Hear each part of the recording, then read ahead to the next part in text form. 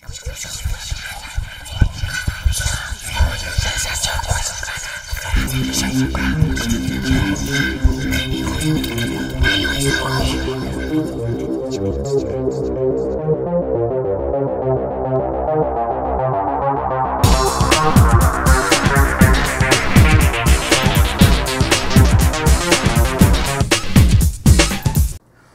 back to Inside Boxing's The Throwdown. I'm joined by my co-host Aurelio Martinez. On this segment, we'll discuss the upcoming bout between Julio Cesar Chavez Jr. and Brian Vera. On the undercard of that bout, we have three-time Olympic gold medalist Vasily Lomachenko versus Orlando Salido, and Lomachenko is going for a world title in only his second bout. Now, Aurelio, let's talk about the main event first. Julio Cesar Chavez Jr. won a highly disputed split decision over Brian Vera in their first matchup. Do you see anything different about the matchup that takes place on Saturday? Well, you know, I think Julio Cesar Chavez has some questions that need to be answered. Not so much to the boxing public, more so to himself. Is he going to stay in this game? Okay, we know that he has the talent. We know that he can be an outstanding fighter. We know that he can be a world champion. Mm-hmm. But I don't think he seriously takes his boxing training and whatever you may want to call it. I don't think there's a seriousness about it. I think, you know, he just his dad was a world champion. You know, the Mexican public love him because of that. Mm-hmm. Not so much because what he's done in the ring.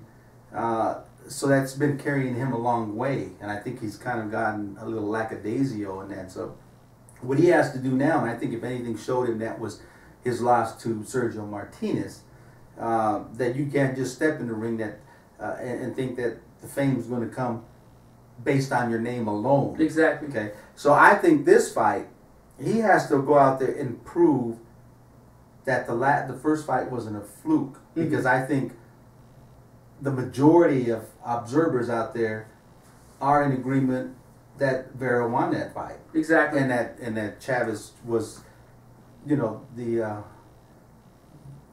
he was given a gift. Let's just say that, okay? So and you really can't dispute it. It was not a fight where he showed any superiority over anyone. So and let's go back to the Sergio Martinez fight. Leading up to that fight, you know, people assumed he got the fight. He got to where he was because of his father's legacy, you know, the name on his trunks. Mm-hmm.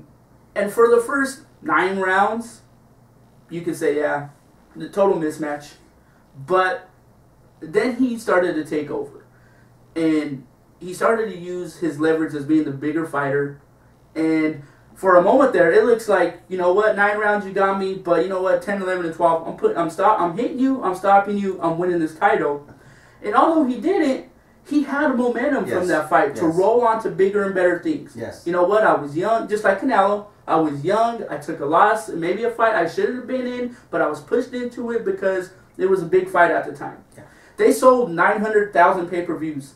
That was not Sergio Martinez who did that. Oh, no. That was Julio Cesar Chavez who did that. It was the Mexicans, okay? You know, let's just get it out there, okay? You know, after the loss, they buy the fights. After the loss, after the Vera loss, you go back to the Martinez when they did the 24/7, where he's training in the living room in his underwear, and then you start to think, this kid is spoiled, he's lazy, he's failed tests for marijuana, you know, he's just a spoiled brat. And you know, and there's truth to that, okay? If you take Chavez Jr. and you look at his first fights coming up when he was just starting, lighter, smaller, you can see the promise this guy had. Mm-hmm. I mean, so don't misconstrue. This guy has talent, okay?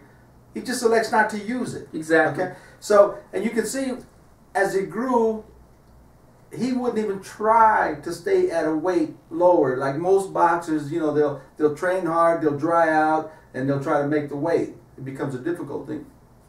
Chavez didn't even try. He didn't even care. He didn't care if he had that little belly. They knew 2 weeks before they were raising the weight limit every day. Yes. He's going to fight at 68. Today it's 70, 73, 75. They didn't know where he was going to stop. He's lazy. He was lazy. He got comfortable in the attention he was getting from Bob Arum. He was getting comfortable from the attention he was getting from the Mexican nationals. He was getting attention. He was happy where he's at. So in this fight, we need to see if he's happy where he's at. Because right now he was an icon without the results. You know what I mean? Exactly. So what we're going to see now is he's going to get left behind if he doesn't step up and start using his talent. Well, let's talk about that. The reason why I want to see Chavez Jr. succeed in this fight and put on a dominant performance is I'm a huge fan of Andre Ward. And quite frankly, Andre Ward has ran through everybody in the division. And people can say what they want about him, that maybe the competition wasn't as great as we thought. Whoever they put in front of him, he beat, and he beat handily. If Andre Ward doesn't fight Triple G and Julio Cesar Chavez Jr. has a great performance, there's Andre Ward's first pay-per-view fight. Right there. I agree. Well, I'm going to tell you what, and I'm going to say this now, and I hope, Chavez, you don't make a liar out of me. Because I think Chavez is going to come into this fight, he's going to perform, and I think he beats Vera, and I think he beats Vera convincingly. Yeah. I really do. I think you're going to see a different Chavez come in because he's got nowhere to go now. He's either got a, pardon my French, he's got to shit or get off the pot. Exactly. Okay? And like we stated before, in the first matchup, leading up to the fight, every day was something different with the Chavez camp. Fortunately, this time around, we haven't heard anything. I think general boxing fans don't even know that this fight is happening on Saturday because there isn't this build-up and all this hoopla, and all this, it's a circus coming to town. Yes. Because maybe Chavez Jr. is taking everything seriously and he understands that it's either, win this fight dominant or, you know what, you can, fight on undercards here or there. We'll take you to San Antonio for a fight, and then we'll set you up to get beat, and then we'll send you home. Give it up. Yeah. So I think you're right. I think maybe what he's done is he's taken this whole camp serious. Shut the doors. You're not going to let the cameras and everything in the doors. I'm going to train for this fight. I'm going to really work hard, and I think that's what we're seeing. I think that's what we're seeing now is we're seeing a seriousness come out of the kid that's actually growing up into his own. I mean, it's taken him a while because the fame was there. I mean, the guy could have actually been on top of the world billboard stuff right now because he had the talent. If he'd just came out and showed it and displayed his talent, he could have been a pay-per-view fighter every fight he stepped into the ring. He could have been like his father. Bigger than his father. Quickly. Times are better. The media and the spotlight are way bigger now. And he still can. I like the kid. I'm going to tell you what. I like the kid. I know he's got talent. I've seen what he can do. Now, but it's totally entirely, the coach can't do it for him. The father can't do it for him. It's up to him to do it for himself. So this is going to be a big telling on which way, in what direction we're going to see Chavez Jr. go. So exactly. Okay, I'm looking forward. Let's get into the undercard of the HBO March 1st bout. You have Vasily Lomachenko. He's going for a world title in only his second fight. One of the most decorated amateurs we've ever seen. And he's facing, a solid world champion in Orlando Salido. Yes. What are your thoughts on that fight? I'm gonna tell you what. First, I've got to take my hat off to Lomachenko. I mean, because he just came in and said, "I want to skip the bull." Okay. I know what I can do. I'm confident in what I can do. Let's just do it. I don't want to wait 5 years. I don't want to spend 5 years in building up my record in people that I know I can beat and I can beat easily. Why should I waste my time beating people that I know I can beat? He goes, and he's taking the attitude that in my heart, I see the champions out there and I can beat them. Exactly. My background, my pedigree, I know I can beat them. And this isn't just lip service. Yeah. The man honestly wants to go for it. So that's why you're seeing his second fight being able to vie for a world champion against someone like Salido. But you know what? As tough as Orlando Salido is, he's Marcos Maidana. He has his limitations. Yes. And I think Bob Arum, in the heads over at Top Rank, understood that, you know what, he's a world champion, but we have a superstar in Lomachenko. Yeah. And we not only do we believe, we know Lomachenko can beat Salido. Yes. And he can make history in the process, and we're going to look like we're the best in boxing because we made it happen. Because they have the same blueprint with Guillermo Rigondeaux. Yes. It took him 11 Yes. fights, and although he beat Donari, instead of Salido, two different fighters, Yes. they're taking Vasily Lomachenko. There's, 2 fights in, we're world champion. Not to mention, Donari's right around the same weight class. Rigondeaux's right around the same weight class. So where does he go, though? If he beats Salido, does he have to fight one of those guys in his next fight? I'm glad you brought that up because he doesn't. The best thing for Lomachenko is he signed with Top Rank and Bob Arum.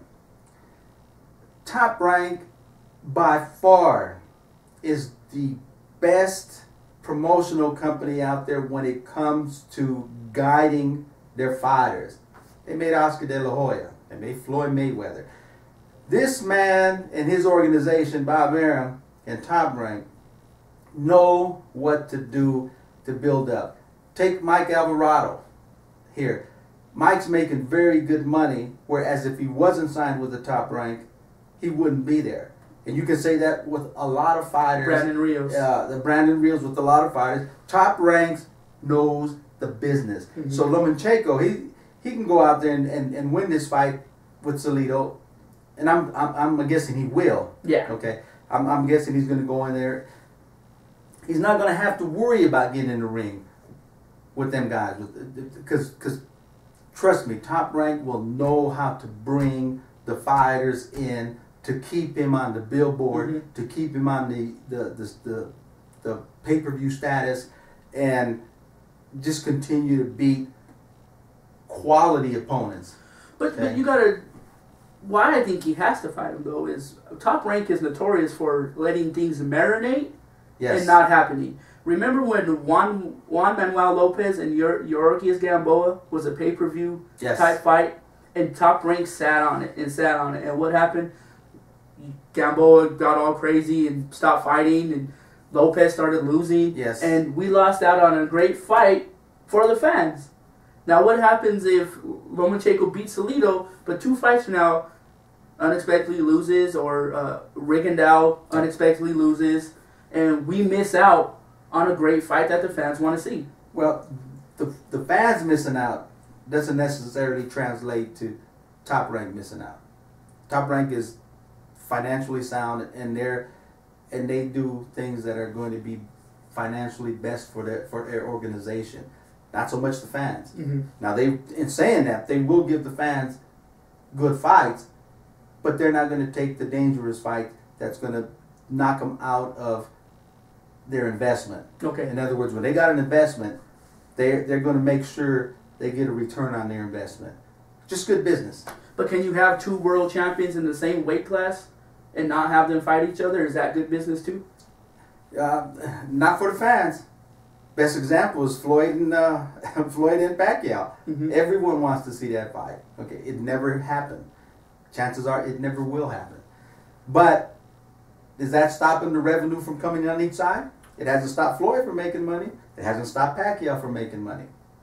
Fans lose when that happens. Mm-hmm. So that's what I'm saying. As a fan. So for Lomachenko, let me go back. It's a good thing. Because it's not going to stop him from making money. It's not going to stop him from putting money in his pocket. He's going to become a very wealthy man. Mm-hmm. Regardless if he goes out there and fights the fight that the fans want. He's going to fight the fights that his promoter puts on the table. Okay. And that's all you can ask from a fighter. Okay, well, let's get to how we feel these fights will play out. Who do you have in the Chavez Jr. Vera fight? Well, I'll tell you what I've already said. Chavez, I think he's going to come out and give one of his best performances. I think the kid is getting serious. So I really think that Chavez is going to come out and win the fight convincingly. And I feel the same way. Vera has his limitations. I don't think we've seen the best of Chavez Jr. yet. But unfortunately, if we do on Saturday, I think he puts on a great performance, and he should be able to stop Vera late in the fight. I agree.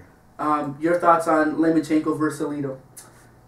I actually think Lomachenko's going to knock Salido out. I think that's going to end by a KO, and it may not even take long. Mm-hmm. And, I can't disagree with you on that. Lomachenko's skills are above and beyond what Salido has, and basically what he's seen, other than Mikey Garcia. Yes. So I think Valensko stops him. I think he stops him early too. Yep. I think you'll see similar to what Thurman and the Mexican fighter he just fought that he stopped. Soto Carros. I think you're going to see the same type of fight, except you're going to see Lomachenko knock it a little bit out. earlier than the 8th or 9th round. Okay. Yes. Okay. Well, good. We're going to come back with our final segment, where we're going to have fun with the final segment. So you guys want to tune in and watch that as well. We're going to talk about the fiasco, the fun, Floyd Mayweather Sr. versus Daddy Guerrero. Folks, that's going to happen. I guess TMZ is going to put this on as a reality show, as a network. So it beats George Zimmerman versus DMX. So we'll be right back, and we'll talk about that. And, of course, we'll talk about the reality things that are coming along. So stay tuned. Come back and watch the next segment.